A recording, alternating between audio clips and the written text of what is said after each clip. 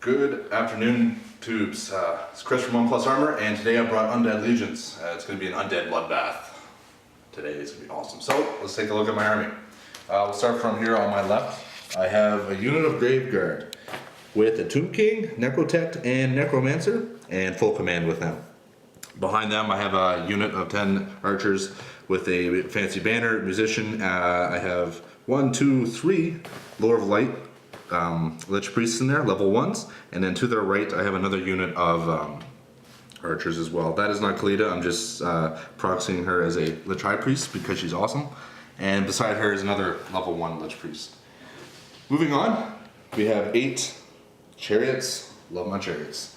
We just rolled for Vanguards. I went first, so I moved up my Hexwraiths. And I've got 5 of them, lovely models. And right here is my Casket of Souls. And for my magic, I got Time Warp, Light of Battle, Banishment, yep, and Speed of Light. I love those spells. And for my lore of Nehekara, which is my Lich High Priest, I have the Inclination of Vengeance, which is minus D3 to movement and difficult terrain. The Inclination of Righteous Smiting, because getting an extra attack is fucking awesome. And I've got the signature spell, the Sandstorm, and the Inclination of Curse Blades, which makes my killing blows to heroic killing blows on a 5 or 6. I love it. So we'll be back with Logan's army after this. Hello, hello. As Chris said, it's an undead bloodbath, or bone bath, I suppose. There you go. So I'll go over my list quickly, starting on this side here. We have 5 Direwolves with the champion, 5 Direwolves with the champion, Terrorgeist, the Black Coach, because why not? Let's have some fun with it. Exactly. Then in here we've got my General, Vampire Lord, Vampire BSB, which we're proxying a bit right now, another Vampire, Necromancer hiding in the middle here, and then 11 Black Knights with a Standard Bearer and Musician. Sweet. Going over here, we got another 5 Direwolves, 10 Skeletons, because I didn't have 5 more Direwolves to make another unit out of, and then 37 Ghouls to fill out my core. And for magic, what'd you get? For magic, my General's level 4. He's got Invocation Nehek, Van Hell's Dance, which is the reroll to hit, and 8-inch movement, Gaze Nagash, which is magic missile, and Curse of Years, which is the remains in play, wounds on 6, then 5, then 4, then 3. And then my 3 other wizards all have the signature spell Invocation Nehek, which is the one that does D6 plus cast level wounds restored on everything within 6, 12, or 18 inches. Nice. So this is my first time running this list, and I think this is your second game with that list, right? Correct, yep. So we're both trying some new things here, just screwing around and hopefully have some fun. So let's roll off. You've got the +1 to go first. 5. Oh, looks like All right, good luck, sir. Yes. Guys, we're here at the end of Vampire Counts turn 1. A bunch of stuff moved up. This flank is just sort of clogging around here. So the Wolves vanguarded up to about here and then moved up with their movement 9. These guys just shuffled forward. Over here, these guys moved up again. Terrorgeist flew up to here originally, and these dogs got to here. These guys were back here, and then we got Van Hell's off in our magic phase, which started out with 3 dice. That was awesome. Yep, that was not a good start. So I got Van Hell's off, and that's everything here. 12-inch bubble, so that's why the Terrorgeist is now there. These wolves are up here to try to redirect this unit. If they charge, they're going to hit that, and we measured it out. They're going to come straight back past all this and basically remove themselves from the game for a turn or 2. So we can only hope. So yeah, magic phase didn't do anything other than that. Then shooting phase came around. Snake Eyes against the Leadership 5 unit. So the dice rolls, Sad face. yeah, the dice rolls are not in the Vampire Count's favor so far, but we're about to go into Tomb King's turn 1. No, Undead Legions. Undead Legions turn 1, pardon me, and we'll see how it goes. Hopefully they have some better luck. So we'll be back soon. Alright, Tubes, we're back. Bottom of 1 for Undead Legions. So I didn't really do much with movement. I just kind of did a little shuffle here. My archers moved back, and these archers moved over. My chariots backed up because why would you do that with chariots? Well, I don't know. Magic was pretty unsuccessful for me. I rolled 4 dice, channeled 1. My Casket gave me 1. Logan ended up channeling 3. So it was 6 on 6. I don't know if my math was right there, but whatever. It was. Okay. So I tried to casket the Terrorgeist. No. Well, we should outline what happened on that because it was pretty funny actually. So Chris rolled a 6 to get the cast off. So I needed a 2+ to dispel it. I rolled a 1, of course. Oh yes. And then I rolled triple 1s on the leadership test on the Terrorgeist. Yeah, super pass. So he deserves to live another day, Terrorgeist. I cast the regular version of Banishment because, you know, it's awesome on that Terrorgeist, and of course it was dispelled. And then I tried to use the Incarnation of Vengeance on the Black Knights back here, and it was dispelled as well. For charges, my Hexwraiths charged in. As you can see, after a breath and combat resolution, I have 1 left. He did 1 wound, I did 2. I did 1 wound, and because I had a flank and charge, he is now down to 2 wounds. Yep. So my archers decided to lay fire into a unit of wolves, and they are no longer there, but those dogs are looking pretty hungry right now for some bones. Yep. That's about it for Undead Legions turn 1, so we'll be back with Vampire Counts turn 2. Alright, we're here at the end of Vampires turn 2, and I'll start this out by saying I'm so sorry. My bummer! Terrorgeist marched up, took out the casket. The bus charged up, did 14 wounds, Oh, it was deadly. and on top of its 4 static combat res, not including ranks, it did some damage. So what did I have? I had charge.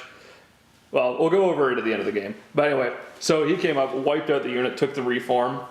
Direwolves moved up, they're blocking the charge from these guys. This guy ended up killing the Hexwraiths that charged it. As we did double check this, ethereal models do have magical attacks, That's so correct, the yeah. Cairn Wraith that's on here can do damage to the Hexwraiths. 3 attacks, yep.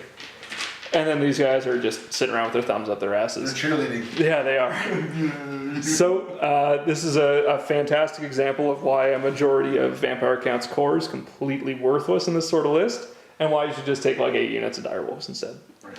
Alright, so we'll be back at the bottom of 2. Alright, 2's bottom of turn 2 for Undead Legions. So what happened here, after that massacre, they reformed and they were looking to get a flank charge on my Tomb Guard, but I reformed and I went 5 wide, and I've got all my commands up front, and then I got my Necromancer hiding in back, so luckily that went off. For magic phase, I had a solid magic phase with 12 power dice in the Winds of Magic. I had 2 channel attempts and I rolled a 10 for magic, so that was sweet. So what do? Buff that unit.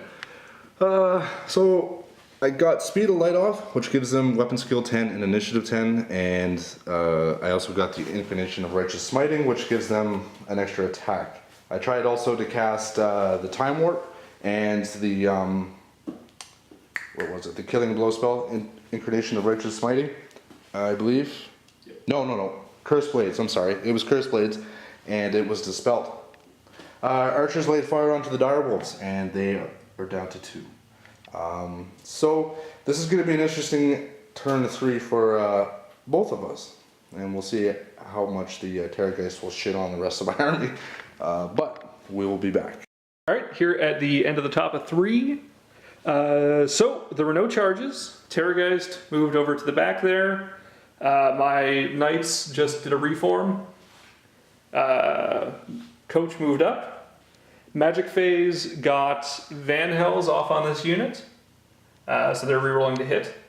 Got Curse Ears off on that unit and killed like 4 guys. It was really bad rolls.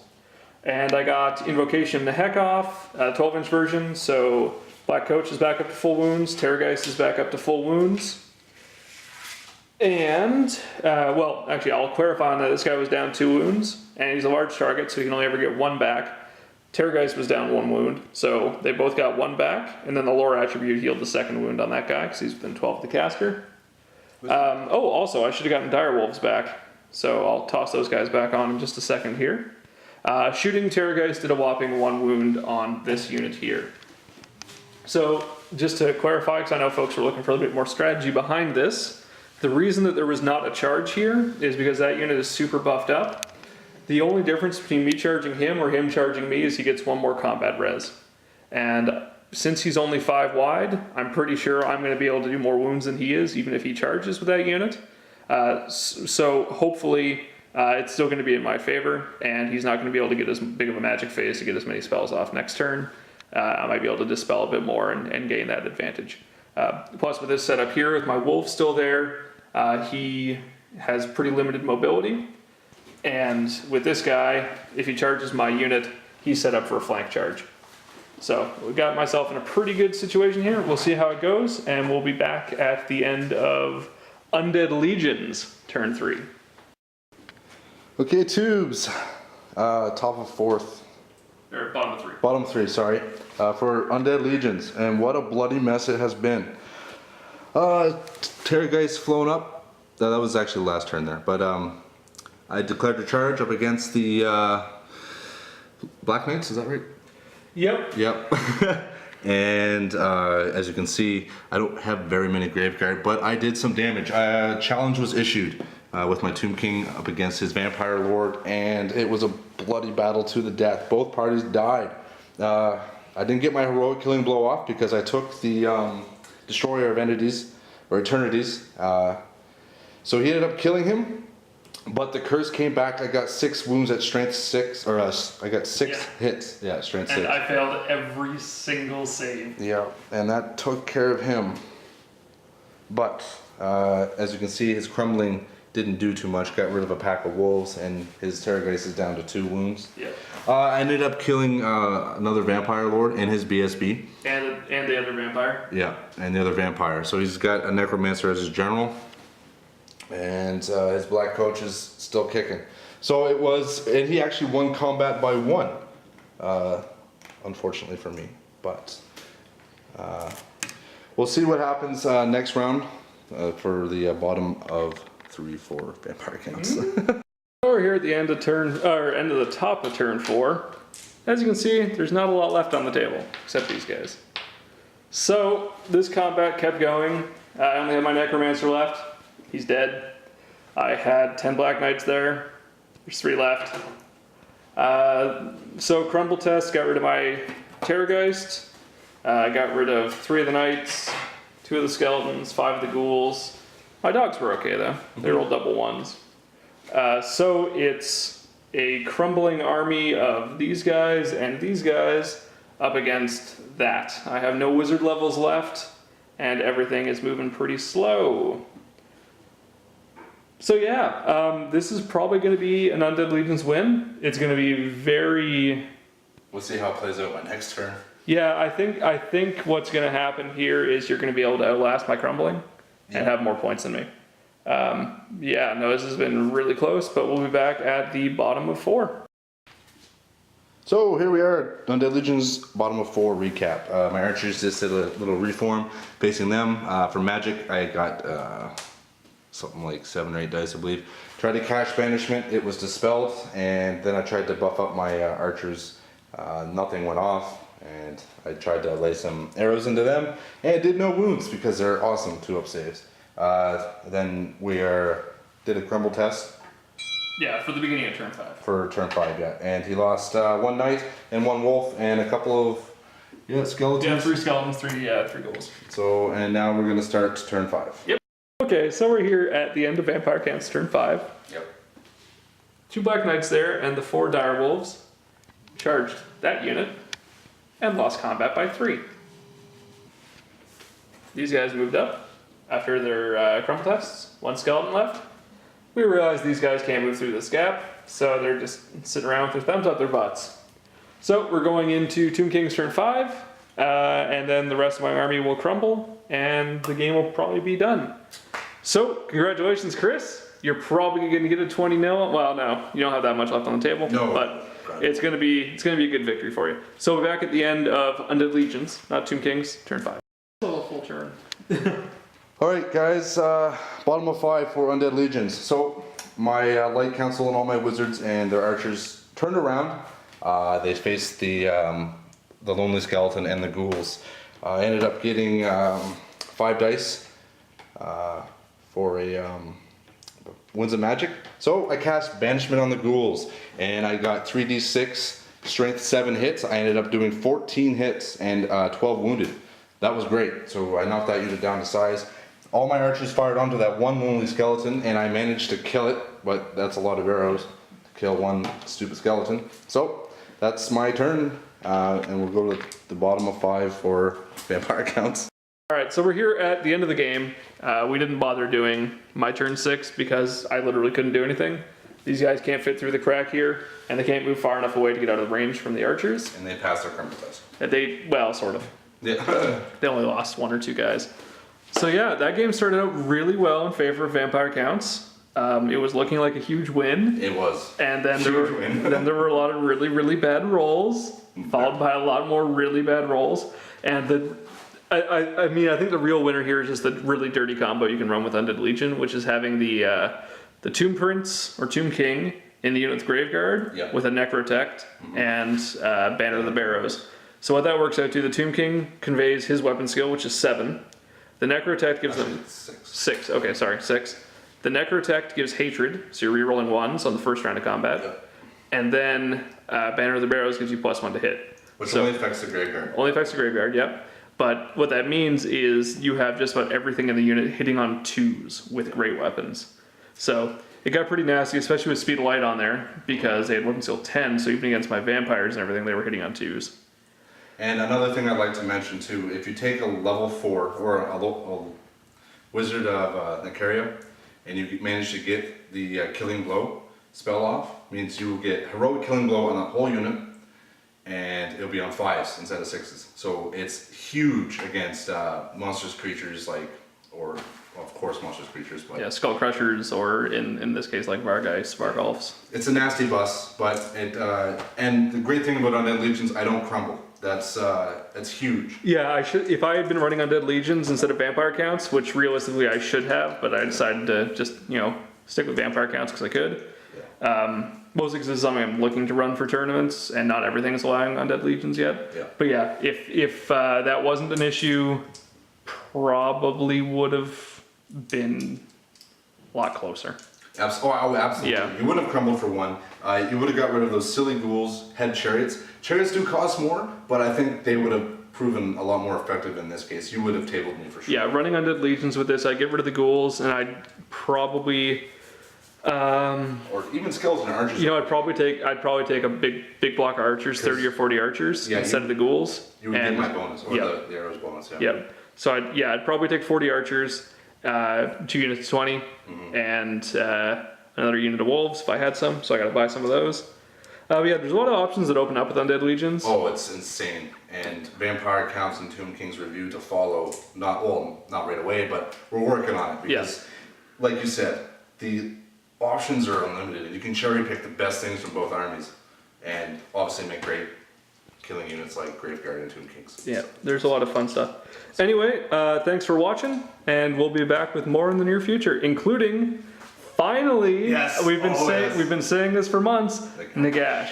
He will be here soon. Yeah, I finished painting him today. We've got games lined up for the next couple weeks, so there will be a bit of time spent editing those, but work is finally beginning on those. We do have some other battle reports we're working on as well, so we should have a good chunk of content coming out in the next little bit. Thanks for watching, guys. Good night.